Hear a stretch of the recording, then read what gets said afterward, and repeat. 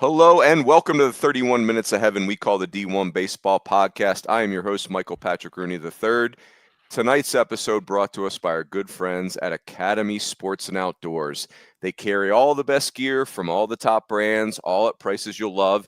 Now shopping is more convenient than ever at academy.com and the Academy app. Enjoy free shipping on orders of $25 or more with sign-in, plus easy in-store or curbside pickup. Shop anytime, anywhere. Find the widest selection of colors, styles, and sizes from grills to fitness equipment to workout clothes. Everything you need to have fun out there is right here at academy.com. Really excited to go through the season with the good folks at Academy. And Danny Graves, every time I listen to the ACC etc. podcast, he can't stop talking about their fishing swag. Speaking of other people that make me proud, we've got Aaron Matthew Fitt here. We've got Joe Sauce Healy. Gentlemen, good evening. Happy Thursday. How was your Thursday so far? Aaron? Fitzy? Fine. Yeah, I mean, it's Thursday. We got a little bit more snow today. We got snow yesterday here in Durham. We got more today. So that puts a damper on the Thursday for me. Not gonna lie to you guys.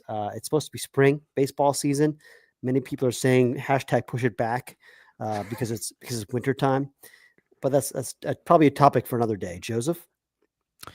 I would agree. I didn't sign up for this, but it is what it is. But it looks like it's cleared enough to where, my early morning drive to the airport tomorrow will be safe and not hazardous at all. Who I'm really feeling for this weekend though is Kendall. Round Rock is going to be a little chilly. Frigid so he has drawn the weather short straw, I think, on this deal. He's earned it. Liz V is in the chat. Good evening, Liz. Thank you. First guest tonight. Matt Schick, our good friend who does the selection show and squeeze play, he had the sarcasm on his Twitter feed is an 80, easy 80. And now he has 4 children that all had a snow day today. So, that's not good for parents, as I understand it. I'm not a parent, clearly. But he sent a picture out on Twitter of no snow on their ground, clearly wetness and precipitation, but the snow had cleared with a lawn chair that had been knocked over, presumably by wind or maybe dogs. And Matt Schick proceeded to comment on the snow day with the final sentence of the tweet being, "We will rebuild." It was amazing. When you're done listening to this, I highly recommend that you check out his feed. We will rebuild. Doesn't he live in the upper Midwest, like Omaha or something? No, Charlotte. He lives in Charlotte. Oh, I did know that. Yeah. Okay. Yeah. Yes. Very well. Yes. Good. Boys, let's do this. We're gonna do this pod. We're not calling it a turbo pod, but we aspire for it to be turbo-ish. So this is the weekend preview pod. There are 3 main tournaments that we have to start our conversation with. So our good friends at Peak Events have 2 tournaments going on this weekend. They have the Jacks Classic, which many are calling this is the tournament that attracts the best looking broadcasters in college baseball. So, your Joe Healy's, your Jack Delechamps, your Darren Vaughts, it's like we don't know whether this is like a male model runway or are we actually calling college baseball this weekend. Now, those teams will be Alabama, NC State, Ohio State, and Coastal. Now we also have the Karbach Round Rock Classic. That's more for the the ale drinkers like myself. The field there is tremendous. This is Oregon State, Virginia, Oklahoma, Minnesota. So the Peak Events guys have 2 incredible fields. Now at Globe Life, we have the college baseball series, Arkansas, TCU, Michigan, and Kansas State. That's also awesome. Joe, do you have the sponsors handy for the college baseball series in Globe Life? I do. That would be the Amegy Bank College Baseball Series presented by Kubota. Oh, wow. It's a bank and a tractor company back to back. Both who through ease of pronunciation right out the door. Like I imagine being in that marketing meeting for Amegy Bank and Kubota and saying, hey, what if the consumers have a tough time pronouncing our name? And the marketing team said, screw them, plow forward. Our tractors and our bank are so compelling, Fitzy, that who cares if he can pronounce it? They're going to come anyway. And they were right. Absolutely. Let's go. I'm fired up now. Pronunciations be damned. So, Fitzy, let's start with Globe Life. What are you excited for in your trip to Arlington, Texas? Yeah, I mean, listen, obviously Arkansas is kind of the featured attraction here. I mean, it's an elite team that I can't wait to get a look at these arms, that we've been writing about and hearing about. And, I mean, Gabe Gackel was really good the first weekend, and it's a sophomore that I'm super, super excited about it. We all are. How can you not be? I mean, it's just elite spin and, the electric fastball, the whole 9 yards. Zach Root, the East Carolina transfer, I've seen him before, but he was good last week as well. I mean, they just have so many arms. It's just an elite pitching staff. It might be the best, most talented, and deepest pitching staff of the country. And so, how are they going to do again this week? I mean, last year at Globe Life, I think the same week I was there, and it was kind of the Hagen Smith show. And that was fun, to see Hagen Smith put on one of the, I think David Seifert has called it the best performance he's ever seen up close, in his 30 years in baseball, or whatever it is. I mean, it was nuts against Oregon State. What do we got for an encore from Arkansas? Obviously there's, other storylines here. TCU is another top 25 team. Kansas State is kind of intriguing too. So, it's a good field, and I'm excited about the weekend. I love that. I want to say this about that, the other part of that field. You and I, Fitzy, I think are the high guys on Arkansas, Kansas, if you will. Kansas State, I just feel like, in fairness to them, there's a little bit of a roster reset right now. Like, you can't lose that level of star power and not have any reverberations on your roster. And I feel like Kansas State, I'm not walking away from their team, but them getting off to a choppy start feels perfectly predictable. TCU and Michigan, to me, were two of the bells of the ball from opening weekend. I'm going to call myself out. TCU was a reluctant ranking to me because I felt like, hey, is this the bones of a team that went to Omaha? Or are these juniors that were freshmen on that team maybe not quite as good as we thought they were? And then that was before we found out Ben Abelt was out for the year. And so now Carson Bowen almost single-handedly put that. They went 4-0 against San Diego, who we think is an excellent regional caliber club. And, Michigan, I listened to Burke Granger and Patrick Ebert's podcast today while having, just confronting people left and right in Sprouts in Prescott, Arizona. That's for a different podcast. But their podcast is called Big, Baseball and Beyond. A lot of commas in there, Fitzy, maybe if you want to comment on the commas. But their podcast was phenomenal. And they talked about Michigan having guys like Mitch Voigt, and they have another position player, Kim, I think, Stephen Kim, Jonathan Kim. And I'm really intrigued by Michigan.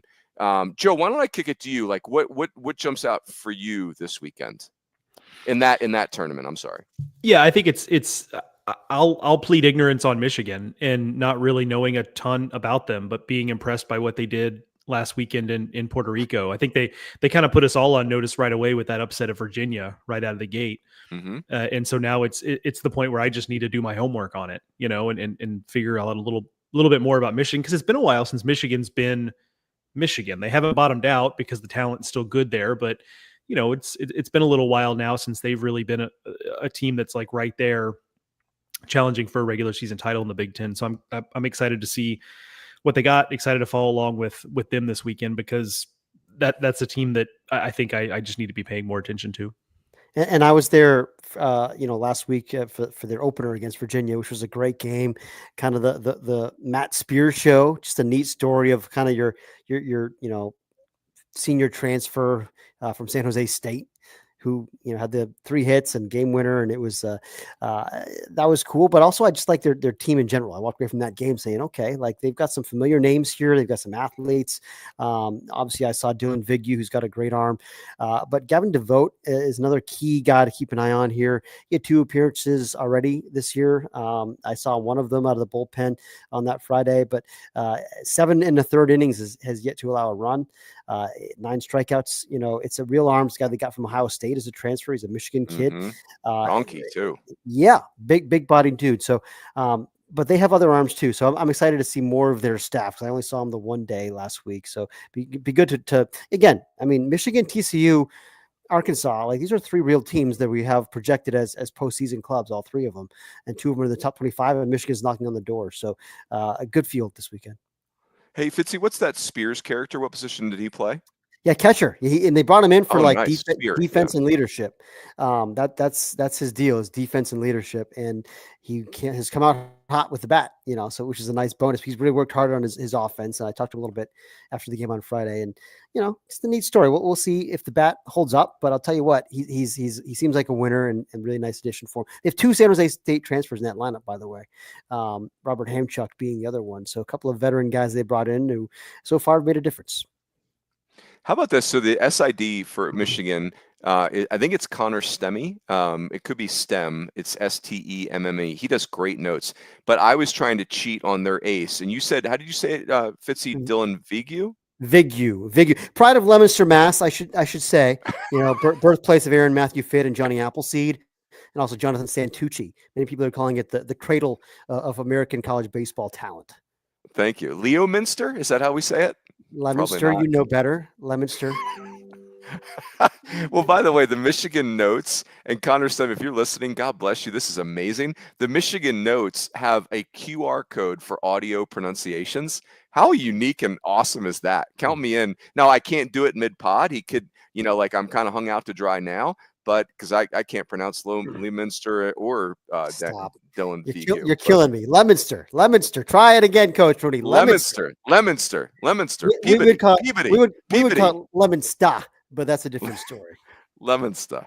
I like that very much. I have to raise my hand and admit that I thought Johnny Appleseed was a fictional character. Real person. Real human being. How about that? Spread the apples all the way down into Ohio and beyond. How about that? Come for the college baseball talk and enjoy. Stay for folklore. Very good. Boys, so the final tournament of this genre, the Karbach Round Rock Classic, this is a banger. Oregon State, who I saw last week, has got tremendous star power. And if somebody came at me at Twitter today about like they have more depth than you think, and I would agree with that, but their star power that's what's loud. Trent Caraway leads off. He's a physical third baseman, looks like an SEC player, quite honestly, like aggressive, physical, swaggy. Iva Arquette, I had never seen him in person, and I had heard somebody put a Cal Ripken Jr. comp on him because he's huge. He's every bit of 6'5", and that's accurate. Like he's a smooth mover. It's not awkward at shortstop. He's a perfect complement to Caraway batting first and second, because Caraway this is a compliment. He's a spaz. Like he's swinging. Like it hurts his feelings to not swing. And then Arquette is much more measured, but they're both super talented. They make adjustments. And then Dax Whitney, their freshman arm that they got through the draft, he was electric, up to 98 in his first college start, very composed. You think about Virginia, that's the number 2 team in the country. Oklahoma got off to a great start. We think that pitching staff could be as good as anybody. And Minnesota feels improved to me. Fitzy, why don't you go next? Any thought on that field? That's a good one. Yeah, no, I mean, it does seem like a good one. I mean, obviously, like Oregon State versus Virginia is a real big time matchup there. Gosh, I was trying to check to see if there was an Evan Blanco update. Do we know if he's going in that first game or if he's back? I know Woolfolk started for them. Jay Woolfolk started for them last Friday. Blanco is still kind of working his way back. I don't have the answer. Yeah, he's not in the rotation. Okay, thank you for that, Joe. Virginia though is it's really, in my opinion, 2 of the very best offenses in college baseball, because they're complete. They're not one-dimensional, just like a bunch of thumpers. Both these teams have real power.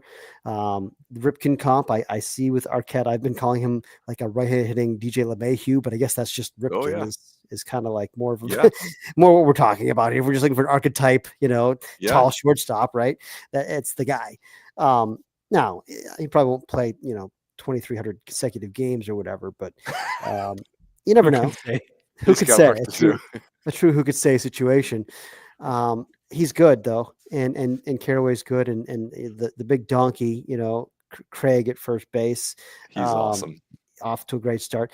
I've talked a lot about how much I like Virginia. I think they're loaded, but I also, I think they're better on the mound than people think. And so I think that's a great test for them to see how they match up against Oregon State. Obviously we know Wolf Folk's got pitchability, but they've got plenty of guys in the bullpen. They've got variety. They got power arms. And so, just a fun matchup. Really, that's the one I got circled on my calendar. Yep. Hey, Joe, go ahead. Yeah, go. Okay. Well, before that, I was going to say that real quick on the Cal Ripken record. Like, first of all, that is both a record that is just crazy. Like when you think about the sheer, like the max you can play in a season is 162. Yes. I guess plus playoffs, and to get to 2,300 games consecutively is just insane. But also not necessary. Like why? Right. Like Gosh. even back in those days when it was like not totally uncommon for players to play. Like I grew up in Houston, and Bagwell and Biggio, if they were healthy, played 162 pretty much every year, or 160.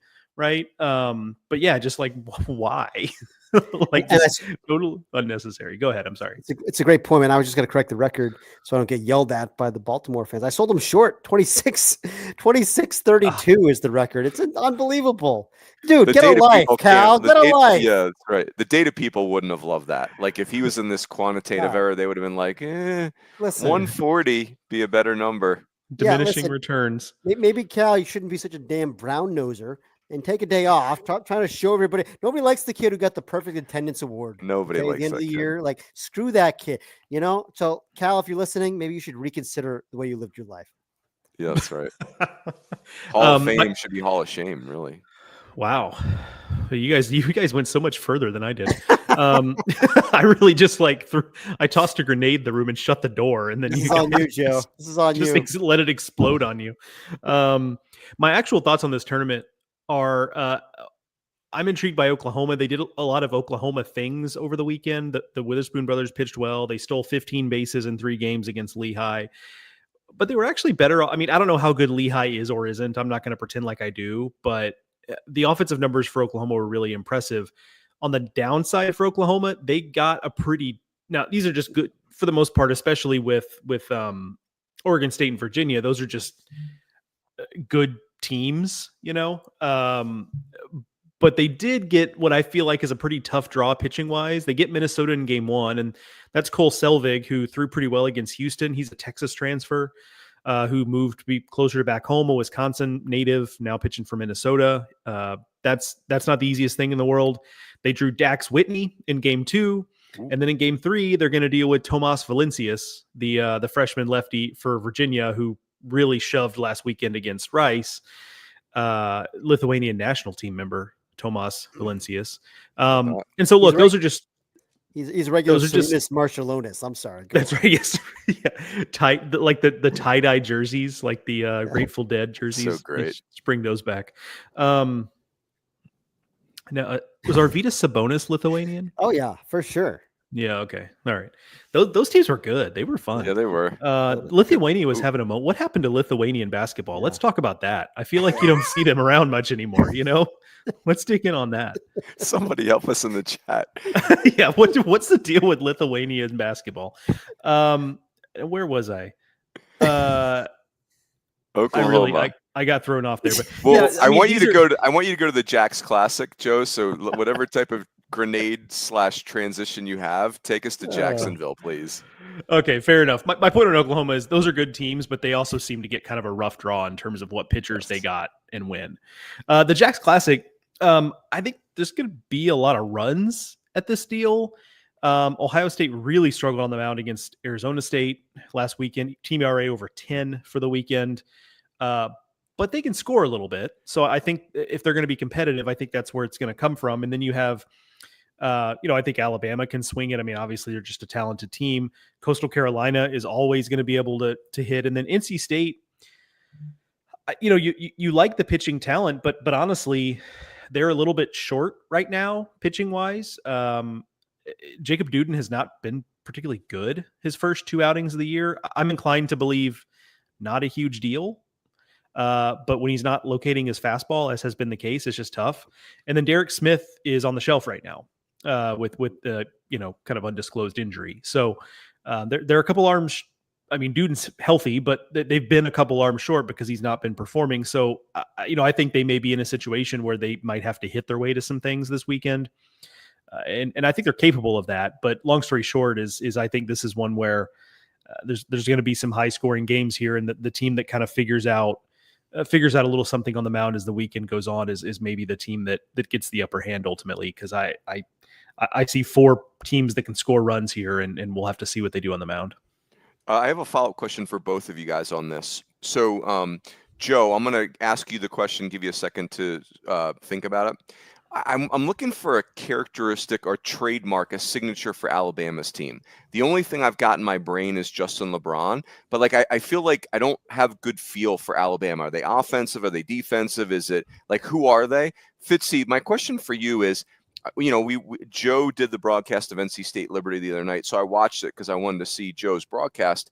And I know it's a midweek game, but I was taken aback at how unrecognizable NC State's lineup was for me. Like, I was like, in fairness, I think they're good players, and that coaching staff delivers a lot of benefit of the doubt. But man, like, I didn't. That was a very not famous lineup outside of the Sosa kid. Do you am I over-indexing on that, or do you have a take on that for NC State? They lost a ton of dudes. I mean, it's really, really new. You mentioned, Alex Sosa, who, I mean, we like him a lot. He's very talented, but it's not like he had good numbers last year as a freshman. And then Luke Nixon is really kind of the other guy who's back, who, as a sophomore, I'm very high on both those guys as talents. They have to prove it, I mean, that they're ready to be kind of bell cow players. And Nixon's off to a pretty good start with the bat. Sosa's not so much. Josh Hoagie is back. I mean, he was a key piece for them in the first half last year, but it's a lot of new. It's a lot of new. The shortstop, Justin DeCrisio, is a big key for him. Last year they had the Brandon Butterworth kid from Western Carolina came as a transfer and plugged that shortstop hole and wound up having a better offensive year probably than anyone expected. DeCrisio, it feels like, is also in that maybe defense first category with more offensive upside than he gets credit for. But he, again, off to a great start offensively. And I know he had a costly error the other night that played a significant part in costing them the game, I would say, in the 9th inning, Joe. But I think he's a good defender. I think he's a good player. I think Chris McHugh, another transfer they brought in, is that a VCU transfer, I believe? Yeah. I mean, that guy's got some power. So, I mean, there's, Braden Frostman, the JUCO transfer is a piece that they're excited about. And Ty Head, the freshman. So, I mean, there's a lot of newcomers that I think have ability, but yes, it probably will take some time for all those pieces to gel and get used to ACC competition.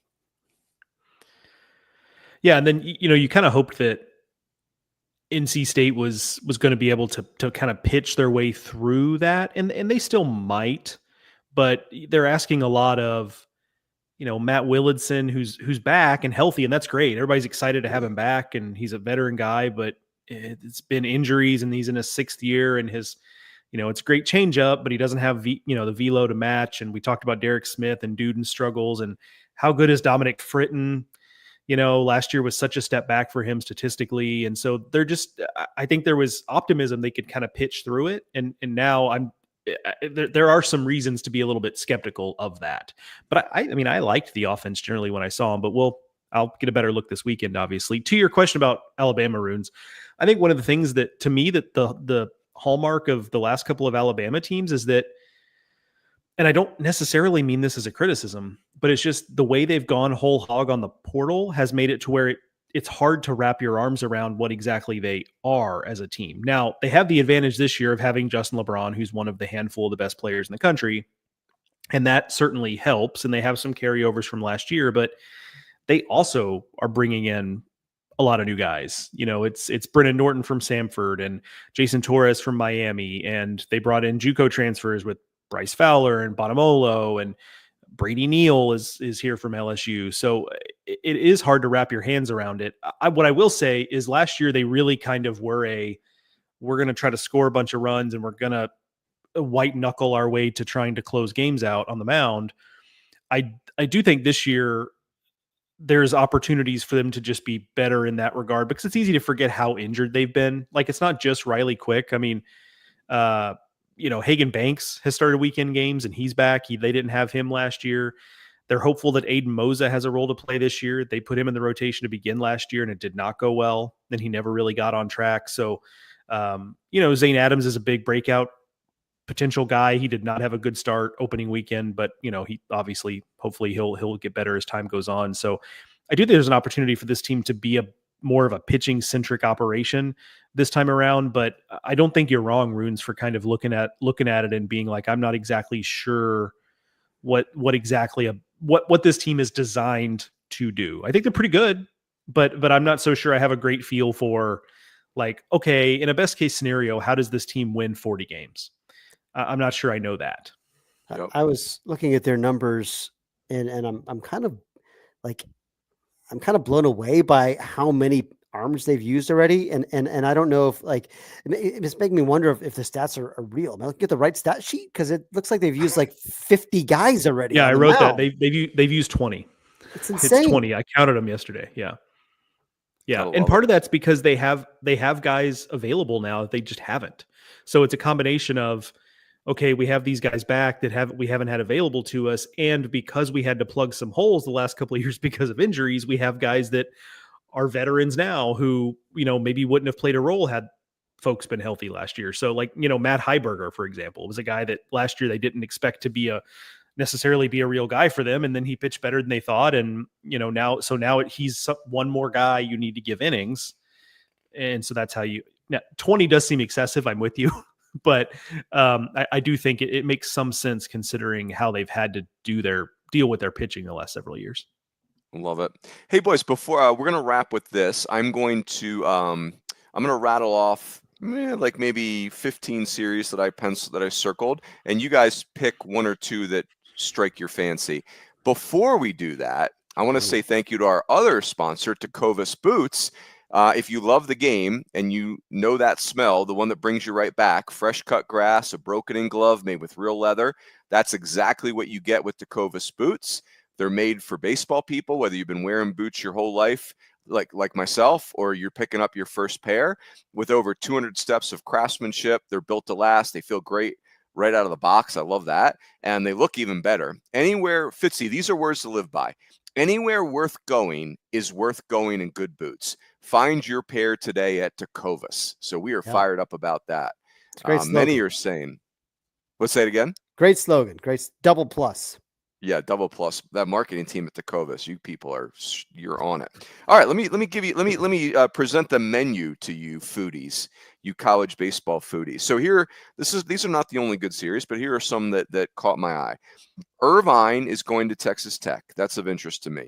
UIC is going to Georgia. I think UIC is sneaky in the Valley. Now, Joe is the Valley guy, but that's interesting to me. Samford is going to Tennessee. Tennessee just obliterated Hofstra last weekend. I think Samford will give them a little bit more of a fight. Tony David and him and his coaching staff do such a good job at Samford. They get killed in the portal every year and still have an awesome team. UNC versus East Carolina. That's one of the coolest non-conference weekends of the year. Missouri State is going to Hale State. They're going to Starkville. That's cool. Penn is going to Florida State, #Quake Show. The Huskers are going to Louisiana, who dropped a home series to San Jose State last weekend. Wright State's going to Auburn. St. Mary's is going to Vandy. St. Mary's, keep an eye on them. Eric Valenzuela has got that rolling really quickly. San Diego's going to Arizona, two good teams that are licking their wounds a little bit. Rutgers is going to Grand Canyon. Rutgers is sneaky to me. I'm curious to see how they do. Louisiana Tech at Southern Miss. That's a very good weekend. Two very good teams. Wright State at Auburn. I already did that one. And then my Lafayette Leopards, #RollDamnHards. They're going to Western Kentucky. I'll be following them all year. Western Kentucky feels real to me. This is year 3 for Mark Reardon and that staff, and I feel like Western Kentucky is ready to give Dallas Baptist a problem at the top of Conference USA. We'll see. I mean, that's a high bar to clear. But Joseph, what say you? Which of those strike your fancy? First off, the Raging Cajuns thing is interesting because it feels like this is something they do sometimes where they have an early, like, I don't know if it was last year or the year before, but they lost a series to Rice and we were like, well, maybe Rice is better. And then the answer was like, no, that was just a weird result. And so, the Cajuns have made the regionals last 2 years. So obviously for their sake, they're hoping that's kind of similar where it just ends up being like a whoops and then they move on. I will say this about Georgia and UIC. I agree with you, Runes. I think UIC is kind of sneaky. I think they're going to be in the mix with Missouri State this year in the Valley. Georgia has not played particularly well so far. They got pushed by Quinnipiac. And Quinnipiac beat UNCW last weekend. So like Quinnipiac played well at times, but they got really pushed by, that's right. The cue ball. They got pushed by Quinnipiac. They lost the last game of the tournament to UNCW. Then they had to come from behind to beat Kennesaw in the midweek. And like, UNCW is a good team. I like Kennesaw's team. So maybe it's just that, but it just doesn't feel like Georgia has really played very well yet. And so I don't know if UIC is good enough to really make them pay for that if they don't play well again this weekend, but that's something I'm watching because it's just like, it's a little like Virginia, and maybe Fitzy disagrees, but like Virginia felt like they kind of sleepwalked a little bit last weekend. They sneaked by Villanova and then, okay, they shut out Rice, but I don't know what to make of that. And they lose to Michigan. Georgia feels similar where the record is good and it just feels like they haven't really played particularly well yet, but we'll see what they give us this weekend. Love it. Fitzy, what say you? Well, I think North Carolina and East Carolina is kind of the, on paper, like name brand wise, marquee series of week 2 most years since they've started this series.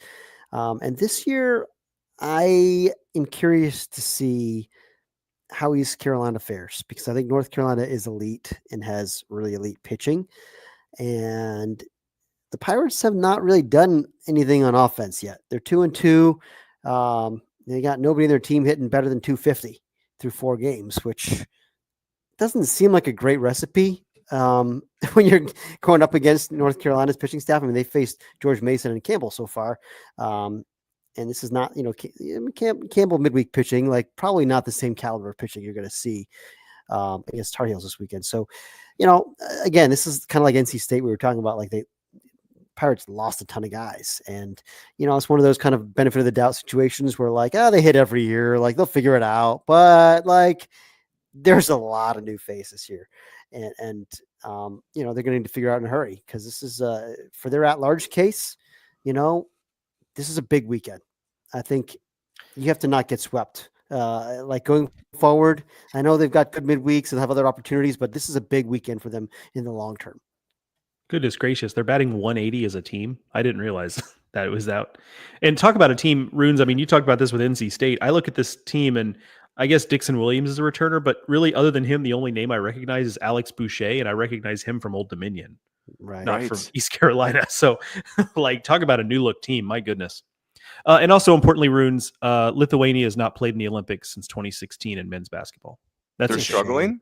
They're going through it. I feel dumb for asking about Arvydas Sabonis though, because his son Domantas Sabonis plays both in the NBA and for the Lithuania national team, and I should have known that. Oh wow! So yeah. Anyway, that's your Lithuania basketball update. They haven't been in the Olympics since 2016. Something is not right in the Lithuania basketball system right now. That's all I'm saying. # know your beat, Joe, for next time. Yeah, that's well, right. Boys, we will officially wrap with this. Speaking of dynasties like Lithuanian basketball, like kind of on their heels, the fabulous Rune Dogs, your defending national champions, a just shameful 6-3 last week in our weekly picks when, you two were among 8 teams, then went 8-1. So I went public with it. I learned from Team North Carolina Fitzy, and I learned from, Bocce better have my money, Joe, that, hey, the best thing to do is just get right up in that press scrum and wear it and own it. And I told our fan base this is unacceptable. I did not have the guys ready to play. And we need to, as Kyle Peterson would say, we need to catch bigger fish. We need to try harder. Very nearly, Spratling territory for you in week 1, which is very uncharacteristic. Yeah. Literally very near, like a game. Like Shoddy was 5-4. 5-4. Yeah. Listen, never change, Shoddy. Coming out of the shoot 5-4. Everyone's going 8-1. Like, you're the best. Oh gosh, yes, he is. He is the contrarian picker. So very good, gentlemen. This was great. Fitzy, have a safe flight to Dallas. Have fun at Globe Life. Thank you. Joe, have fun at the tournament, the college baseball male swimsuit competition disguised as a baseball tournament. That'll be great. Yeah, yeah. Comparatively, it's not going to go great for Joe, Darren, Jack, and then me. Like I'm looking to compete hard in third place. I'm just going to do what I can. Joe, I disagree. It's just like we want a bullpen with 3 different styles of good-looking men. Like we don't want everybody being 6'3" with a mustache. We want variety. You're a Thank classic you, Rez. drop-down joker, Joe. That's what we're going. That's right. Yes, We need thank some you. variety. Thank you. An acquired taste, you might say. Yes. Love it. So that is it. Everyone traveling to games this weekend, be safe, stay warm for sure, and have a great weekend. And that's it. We will catch you next time on the D1 Baseball Podcast.